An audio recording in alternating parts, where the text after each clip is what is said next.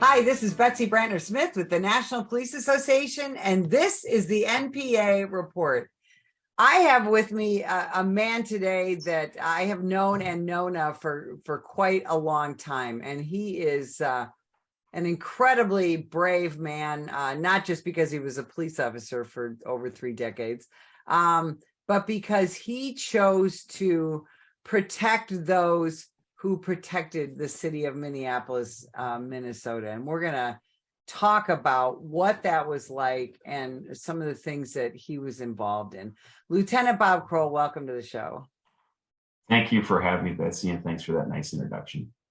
Hey, so you were a police officer in Minneapolis, Minnesota, and people have this really wrong idea about Minneapolis PD. So I want to first talk about that. I've been a police trainer for a number of decades. I've trained up there many times. And the thing that people don't know about the Minneapolis, Minnesota Police Department is for decades, you have had the reputation of being one of the best educated, best trained, most progressive and professional police departments in this country. Talk about that.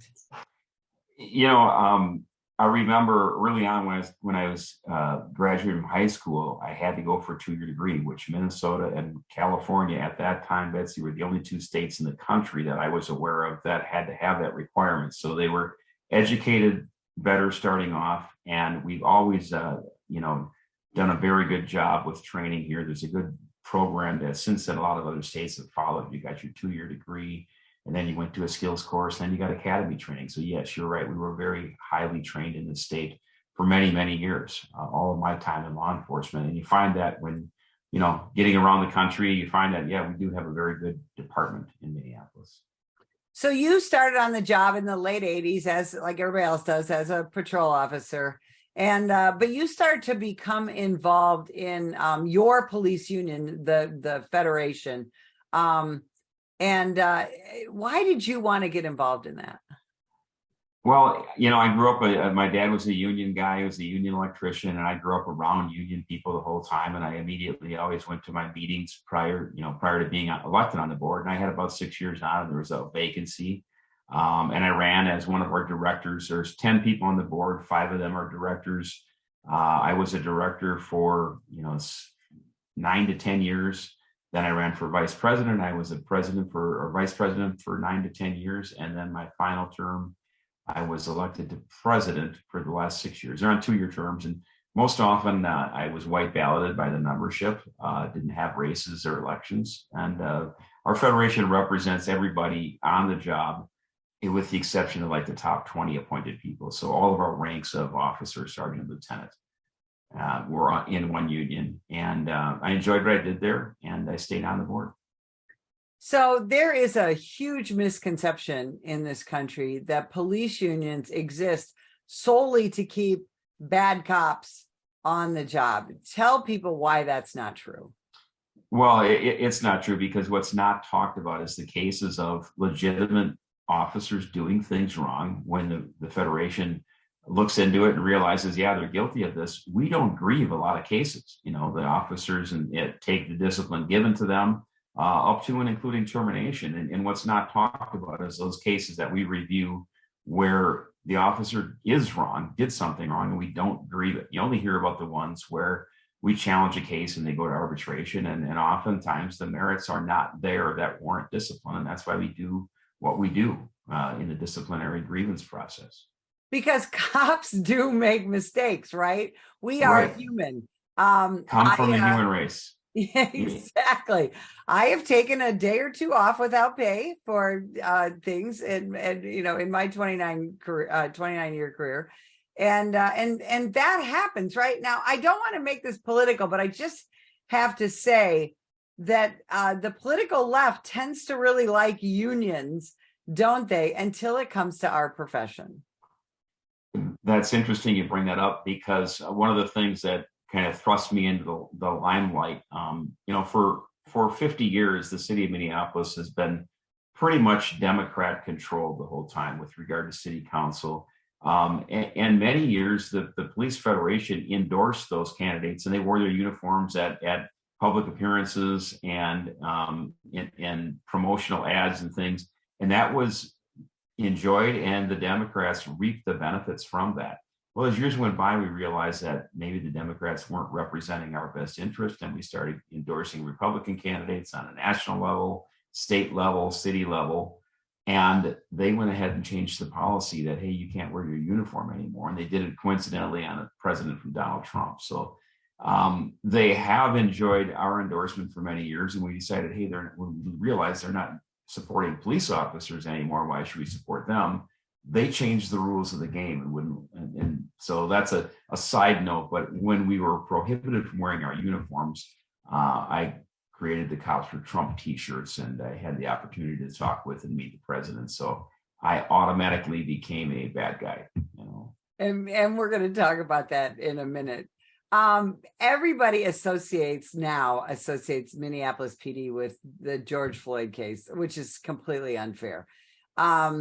But you were involved in some other cases prior to that in your role with the Federation, and Yes. I want to talk about that because in 2014,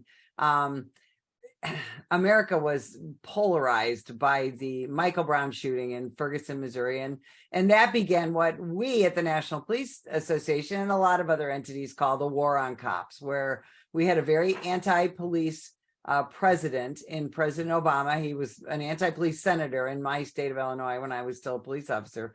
And as soon as he became president, he started to go after the American law enforcement officer. And then he found an opportunity with the Michael Brown case to really go after us. And that bled over into lots of other police agencies, including in Minneapolis, Minnesota, right, with a couple of cases you guys had to deal with. Right, and you summarized the Obama administration very well in that there did become a war on cops. And I got elected to president in 2015, shortly after the Ferguson incident. And we had our own one called, it was Jamar Clark here. And there have been several since. But there was a false narrative out there that our officers handcuffed, laid down, and shot and killed Jamar Clark, which was completely untrue. No one, of course, would sign their name to a statement stating that, but that was the narrative that was captured in the media and ran with. And I was very vocal standing up for our officers saying, no, the investigation will reveal that they did nothing wrong and their actions were lawful and proper. And the end result, that's exactly what occurred. It didn't stop the media and the left from villainizing me, though. I have to ask, because again, MPD, you had very progressive chiefs. This MPD was hardly the face of white supremacy. Let me just say that, and male white supremacy. I mean, you just weren't. You had various chiefs, open lesbian chief. You had, African-American chief, all that. Why do you think you guys were so in the crosshairs politically? You bring up an interesting point, and it's well documented that the only thing underrepresented in our promoted ranks in the Minneapolis Police Department were the white males. I mean, we're a very diverse department, and a lot of that diversity held rank in powerful positions in the department. So that's an interesting point. But the community in Minneapolis is very, very progressive left, and it just seems like it's never enough. And for whatever reason, the heterosexual white males are the villains in this town. We did have a wealth of diversity, and we did get along within the ranks too. I got along well with the chiefs of police that I negotiated labor agreements with, and there was this false narrative that the MPD is these big bad wolves, and it's a bunch of rogue white cops, and it couldn't be further from the truth. You're absolutely right. And let me ask you, just as a law enforcement expert, does your skin color, Bob, or your sexuality affect your job as a police officer? Not a bit. And there's a thing that I always point to that, well, you're stopping that car because, and you can throw in the race or sex. And the realization is half your hours are working in the dark. And I always say, well, tell me the race of that vehicle in front of you, who's driving what. You can never see. And you being a cop know that, but The general public doesn't get that. I'm okay. Next time you're driving down the road, tell me the race of the driver in front of you at night, and you can't. So that it's again, it's a false narrative that's pushed for whatever reason, and it's strange. But I can't put a finger on why they want to do that. Right. So at some point, you married your local CBS anchor. Your wife, Liz Collin, is she's just a gem. Let me just say that. And she's been a guest on my show. And you guys got married, and it was great, right? I mean, nobody cared that you were married to a journalist, and nobody seemed to care that she was married to a cop, right? Until 2020. Right. It was a non-issue, and I think the thing that really put that in the spotlight, we kept our professional lives completely separate, and it wasn't well known. When President Trump came to town during a re-election campaign, I had an opportunity to go on stage and meet him, and then it became very polarized. And they made the association with Liz and I being married. We got our 5-year anniversary in a few days here, but it was never an issue until politics kind of got injected into our lives. And then, all the labeling they did for President Trump just spilled over onto me, and then unfortunately spilled over onto her. And it ended up being the demise of her career with the CBS affiliate here in Minneapolis. And President Donald Trump, whether you like him or not, was the most pro law enforcement president, I think, Bob, in our lifetimes, right? Absolutely. As a side note, I had the opportunity to meet the man, one of the nicest men you would ever meet. Truly cared. The night that he was at a rally here in Minneapolis, not just him, not just his vice president, but everyone on his staff went out of their way to say how important law enforcement was to the president. And his policies reflected that. And you're right. And I have heard this, my husband and I still travel around the country in train cups, and every police officer that we've ever talked to who was part of a presidential or a campaign detail when Donald Trump was in their jurisdiction says the exact same thing, that he and his staff would go out of their way to thank the police officers, pose for pictures, say kind things about them like they've never seen before. And I've been on presidential details, and you have too, probably pre-Trump. And most presidents were nice, but we were kind of flies on the wall. They didn't really care about us. We were there to do a job, and that's fine. They were there to do a job too. But President Trump would wait forever to pose with every single police officer and every single agency. And of course that upset people. And I know here where I live in Tucson, Arizona, that upset the chief there. And all of a sudden you couldn't pose with political people in your uniform, things like that. And you ran into some similar things as well, right? Yes, and you bet he did. And the key thing is cops have a pretty good judge of character on people, and you can tell he was sincere about it. That's the best part about it, was he was truly sincere, and we're all of the staff. When he came here for a rally at our Target Center, we were always allowed to wear the uniform for the Federation endorsed candidate. It was just a notification of the chief of police that we were going to appear in literature or a commercial or whatever, or a public appearance. And it was the Federation endorsed candidate, and we were going to wear it. And that was it. When President Trump planned to visit to our Target Center, first off, Mayor Frey tried to 5 times the fold of the cost of the Target Center to him. They wanted to multiply the usual rent for it by 5 times the value.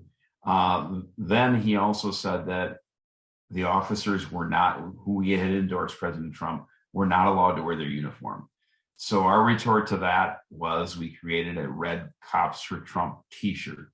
And I had the opportunity to appear on Fox National News a couple of times on shows, and it took off. And it caught like wildfire. It actually made it to President Trump, who reached out and set up a meet with us when he was in town.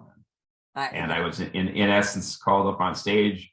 I did opening remarks at the Target Center visit, and he called all of us up on stage, and it was re-election. And who's going to turn down an opportunity to meet a sitting president, particularly one that had such a love for law enforcement as Donald Trump? And all of a sudden, you're after that, you're the police face of white supremacy, basically, right? Right, right. The false narrative, all the false narrative that they had on President Trump spilled over onto me. It's one and the same.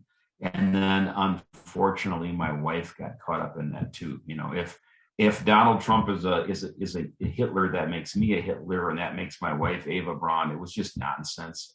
But unfortunately, cancel culture was very powerful, and it played a part. Yeah, you're absolutely right. Now, as a part of that, obviously, you were involved in the George Floyd situation because you're the union, the federation president. So how did that impact your life and ultimately your wife's life? Well, when that happened, it was Memorial Day. I got the call from Officer Tom Lane that, hey, they thought we had an excited delirium case where a person either overdosed or something like that. We had it in custody, what could have been an in custody death the first time he called. Second time he called back and verified it was a in custody death. So as all of those cases, you go in and you meet with the officers, and the process works where we would always view the body camera footage, any other camera footage they had, whether it was dash cams, body cams, or stationary, and marry the officers up with our legal defense fund attorneys. It's a statewide program that all the unions are part of that have attorneys provided for the officers, and they take it from there. You just guide them through the process. In a critical incident, you just let them know what's going to occur and guide them through the process. And that's the union's really only involvement. But if you would listen to the public here, I was to bat for these guys, and you have very limited information because in an in custody death, they have an attorney provided for them, and they have the attorney-client privilege, and the union, in essence, is out of it from that point. Right. But that narrative did not get correctly portrayed by any means. Right. I mean, you were just doing your job, and so was Liz. So following all that, and of course, then you had the riots, and the 3rd precinct was burned. I have a friend from MPD who was texting me that night real-time pictures of what was happening at the 3rd precinct. It was, I just didn't believe it was even happening. It was extraordinary. And then you and your wife, you got doxxed. Explain that. We've got a couple of minutes left. Explain what happened and how you came to write a book. They basically, Donald Trump was evil. I had to be evil. I was defending these racists. First of all, they made the George Floyd incident about race, which it never was. Race never even really came up in the trial and the conviction. And we had 2 sets of mixed race officers on there, on the scene, that are in prison currently. So race had nothing to do with it. It was a false narrative. The Federation had extremely little to do with it. We married them up with their attorney, and that's the end of it. But the riots were so mishandled, they needed a scapegoat. The city had a PR crisis management firm come in and said, hey, let's blame the union. Your president was aligned with Donald Trump, and that's just the narrative that went forth. The end result of it was they made, the connection to my wife, and then they thought, well, the media is biased. We had protests at our home, protests at each of our workplaces, my union office, her WCCO, CBS affiliate station. We had 3 protests at our home. And you would think that we had everything to do with it. The reality is we had very little to do with any of this. And my wife had absolutely nothing to do with it. She was not reporting on crime at all at that time.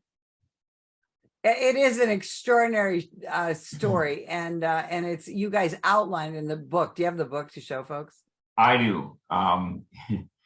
It is, the book can be found at thelieexposed.com by Liz Collin. They're Lying: The Media, the Left, and the Death of George Floyd. So it's available on Amazon. It has been an Amazon bestseller.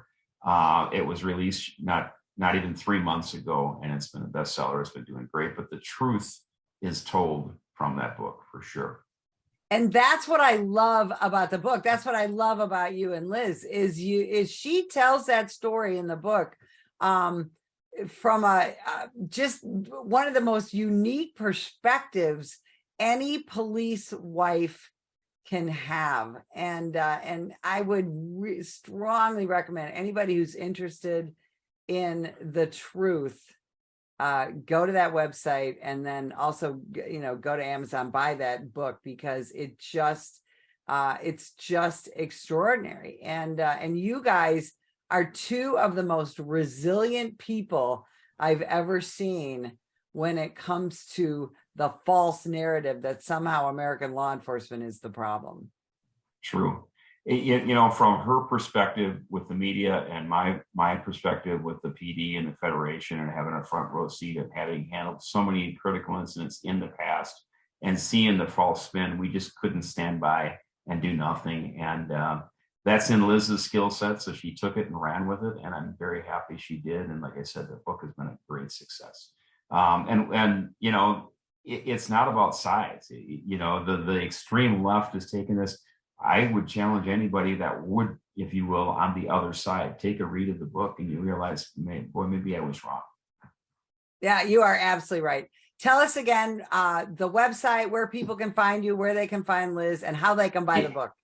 It is thelieexposed.com, and it's authored by Liz Collin. They're Lying, the Media, the Left, and the Death of George Floyd. Website's thelieexposed.com. And it is one of the recommended readings in my own classes for law enforcement. And but I really want citizens to read this book and hear what you guys have to say. Lieutenant Bob Kroll, I cannot thank you enough for taking time out to talk to me this morning. And if you would like more information about the National Police Association, visit us at nationalpolice.org. Ma'am, put the gun down! Put the gun down! Last year, law enforcement officers were involved in hundreds of thousands of use of force incidents. A use of force incident is when an officer must use nonverbal tactics to gain control of a dangerous situation. Put the knife on the ground.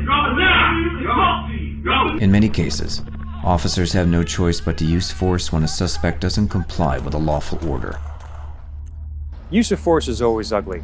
No one likes it, especially police officers. Together, we can help de-escalate these dangerous encounters. Help police officers by complying with their lawful orders. Don't attack, attempt to disarm, or flee from an officer. Use of force is an officer's last option. Most incidents can be avoided by not resisting arrest. If you feel you've been wrongfully detained by a police officer, then seek a legal solution after the encounter has been resolved. Let's keep everyone safe. Comply now and complain later.